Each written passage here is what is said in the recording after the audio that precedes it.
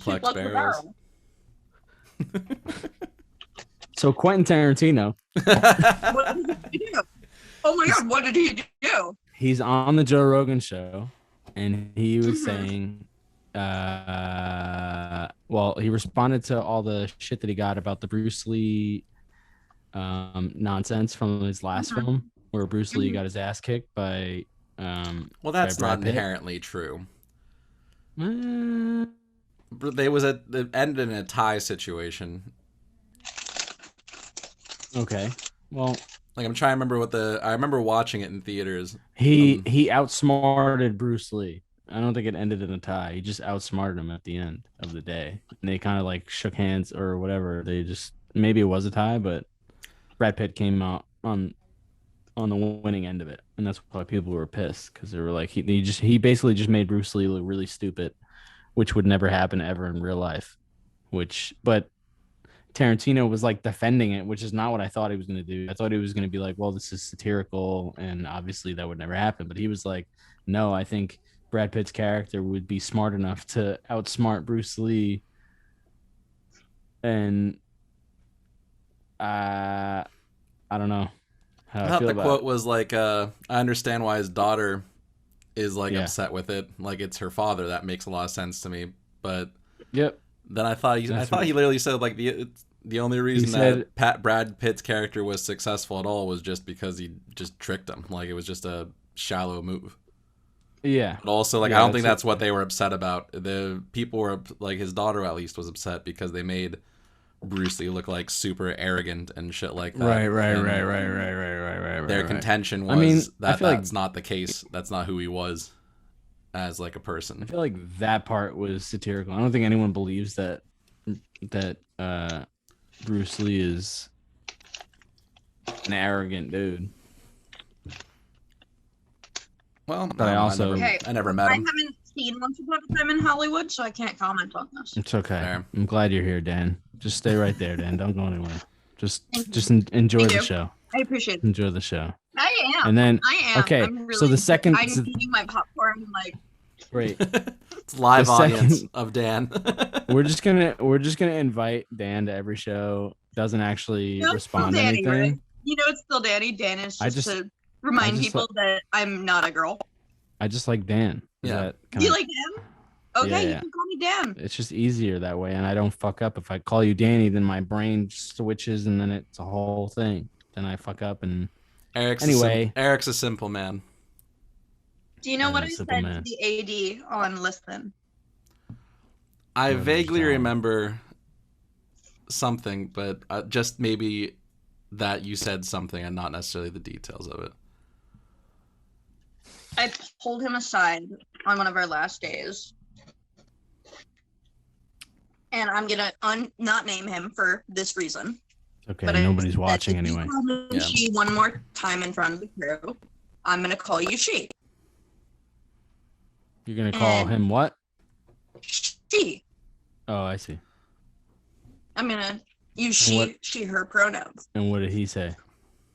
He said, well, you can't disrespect me like that in front of my crew. I mean, was this before or after he fucking bombasted you? Bombasted? Is that lumbasted? Bombasted? Bombarded? Oh, for the beret? Yeah, for the beret. When he fucking that's stupid shit. That was crazy. That was nuts. I feel like we need to have Danny and the who I can't remember her name, the scripty though. Oh, Tamara. Yeah, I think Michelle. To dive into those details, I feel like we need to have them here. Yeah, we would need a little I checked out. I'm not gonna lie. I checked out during that meeting because I was like. That was the stupidest shit. It was the second to last day of filming. Like, the dumbest shit in the world. Yeah, that was miserable. It was like we had nothing to set up. It was just hot up there. There was a dead bird. You know? There was a lot of dead birds. Damn. There was one person on there day playing, and I can't remember why we were sent upstairs, but we were both up there, and her and I found like 15 fucking in birds. the stadium. Yeah, in that elevated area where we filmed that hallway scene. It's very weird, right? Why it was very strange. But anyway, yeah. So anyway, AD as typical shitty. Mm-hmm. And then the producer pulled us aside and he apologized. Yeah. So.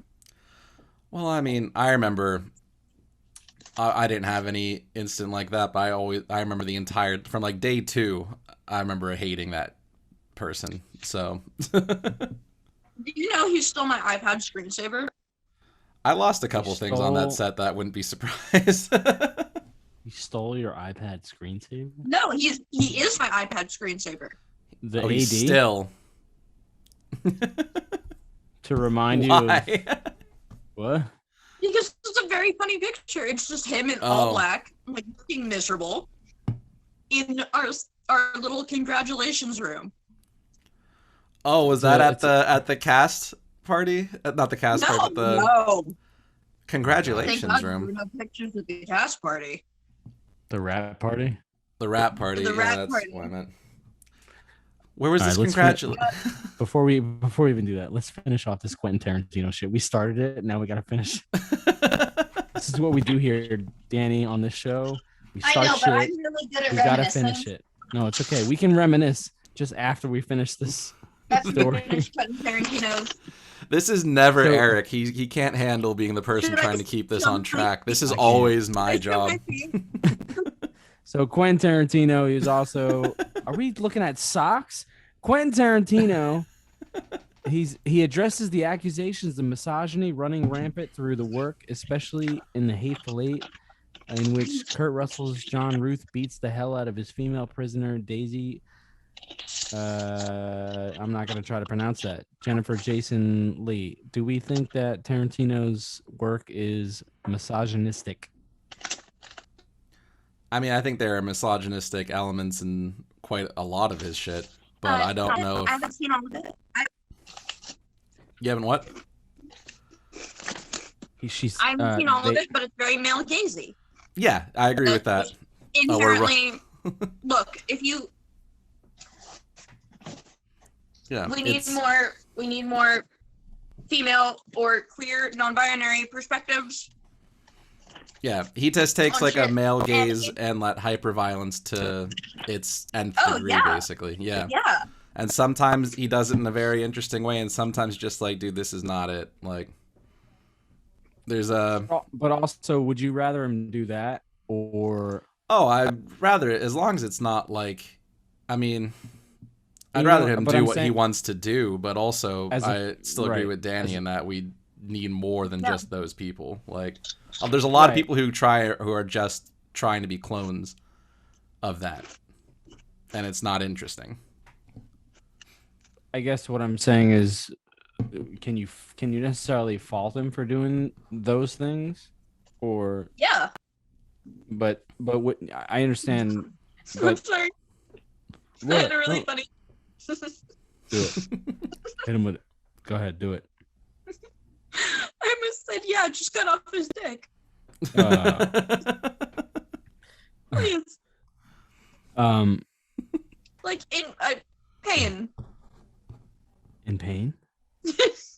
Well, I mean, it would fit. No, it would actually be pretty appropriate in a Quentin Tarantino film if that happened in one of his films. It like totally fits everything that he does already, so throw that shit in there. Why not? The crime fits the punishment. The punishment fits the crime. Yeah. But would we want him to be telling a story about a non-binary woman? Is what No. No. Yeah, not. I didn't realize that was what you were getting at. Well, yeah, I'm saying like, would you? You know why? I was actually going to get to that point. I was Right. going to get to that because I feel like he would be very, sarcastic about it in the way that men are. Right. So I have to do this. I have to write about a woman. Women are stupid. Like, come on. Like, you I mean, you can lead a horse to water, but you can't make him drink. I mean, I don't know all of his work, but I mean, Kill Bill was I mean, he had a strong female lead That's true, and I haven't seen Kill Bill, but I'm just going on the fact that I think he just does whatever he thinks is cool for himself. I don't think he really does it for anybody else. So that's what I mean. Like, would we rather him do his own thing, or would we rather him try to like jump into this? No, like, he should 2021 kind of something that isn't his own thing. Right, because that's then he's going to get shit on for that also. The Quentin Tarantino movie. Well, I think that he's not getting shit on for not doing what like that. What I think it is like how much influence that he ends up having over the course of like an entire industry without taking any of those. Like he doesn't have to make a movie that's like queer or like these different perspectives are like the focal point in the narrative in ways that he's never done previously. But it's like, but I wouldn't want that kind of movie from him. I'd want that from a queer filmmaker. Exactly. That's it's less about what he's personally doing and more so about like expanding opportunity for other people. So like, no, Quentin Tarantino can make Quentin Tarantino films, which are just like if Wes Anderson was hyper violent, but like both of those dudes have like that vibe where you look at it and you're like, oh, I know exactly who made this movie. But and that's not necessarily a bad thing, but it is still like a lot of power and a lot of authority, and they're not always that great of movies. I did like One Time in Hollywood though, or One Night in Hollywood. Which one is it? It's Once Upon a Time in Hollywood. Once Upon a Time in Hollywood. I did enjoy it. I saw it in theater. I was also super drunk, so that might be part of. I saw it. I come from the perspective of speaking out of my ass because I have only seen Reservoir Dogs and Pulp Fiction, but I saw Pulp Fiction in the wrong TV setting. What? Oh. So it looked like a soap opera. Yeah, that's. It was It was very weird. It was a weird experience. It looked like you were watching the filming of the movie, kind of thing. Yeah, I know exactly what you're talking about. I've seen so many things where just because the TV settings are off, it's like, oh, they look separate from the set kind of ordeal, which is like that soap opera-y kind of vibe, where you just look at it and you're like, that's a set. They built that in like on a sound stage kind of vibe. I know exactly what you're getting at. Unlike last time, we are getting that signal that it's all right. We're gonna have to cut out from this. We still have 4:30 before we have to cut out. We'll finish Tarantino. Danny, would you like to come back after this 4 minutes is up, or are you donezo for that? I'll come back. Maybe I'll have finished my chip, so I won't be annoying chewing. That's all right. Anyway, so to finish off Tarantino, he then got asked about, I guess he was friends with a couple of things. So he says he's retiring. He says whatever his next film, his 10th film, he says he's done after that. He said he's gonna make like a graphic novel for Reservoir Dogs. I don't know if it's a continuation of Reservoir Dogs or what the deal is, but I don't know how you could, but yeah. All right. Well, I'm assuming it's just it's probably, I don't know. What did he say? He said he heard of Harvey's making unwanted advances. Everybody who was in his orbit knew as well. He said he wishes he had sat Weinstein down and had the uncomfortable conversation. Like, what do you even say in that instance? What uncomfortable conversation do you have? That is a strange thing to like. I mean, I'm sure how long to prepare that statement, and that's the phrasing he came up with. Like, I wish I would have had a conversation with him. Yeah, but he also said he was like a fucked up father figure to him. So I mean, I guess he's situations where it's like he's the executive producer of the company, but still, like, all it really goes to show, seemingly, is the lack of willingness to stand up for people. Like a couple years ago. Oh, go on. No, I was just. Because it kind of goes, I mean, I know Crystal Lee is a different situation, but it kind of goes back to like, you know, if your best friend, not to say that they're best friends, but let's say he really is a fucked up father figure and he's really taking care of him like that. And he's put him in this position where he's going to be this highly successful person. do you think it's a lot more difficult for him to, speak out against him when this person basically took care of you and he put you in the position that you're in, or he gave you some sort of an advantage to the point where you're now Quentin Tarantino? Like, it's kind of, I'm not defending anything. I'm just saying I could see how it's difficult for him to just be like, yeah, fuck Harvey Weinstein.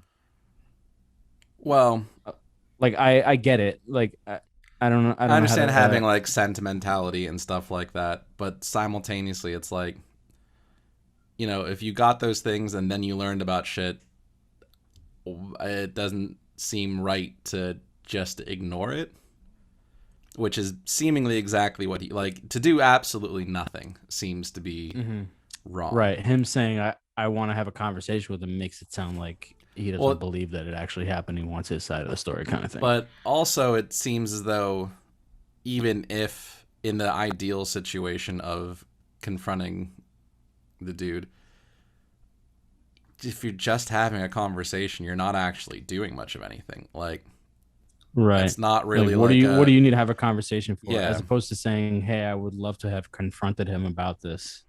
Yeah. Which, I mean, also you could still probably do. Like, he's not dead. He's still around. I'm pretty sure you could still reach out to him. It's kind of weird. Yeah. I'm sure, I think honestly, it's honestly, on the low, he probably... I think it's honestly just covering his ass, or the very faint attempt at trying to do so. Because I honestly didn't know that connection between the two of them. Though, yeah, I knew Harvey Weinstein was like a big time like executive producer, so it's like not the most surprising thing. But I'm sure a lot of people had that type of relationship with him. Yeah, but, probably a lot of like directors are just straight up producers. And not great to just not do anything. Yeah. Because I don't see what, like, if you, I guess some people's careers got like fucked up, but if you got enough people that, like, even like what Quentin Tarantino said was there was enough people in the orbit who also knew about all the shit. Mm-hmm. So he could Hold for Everything podcast.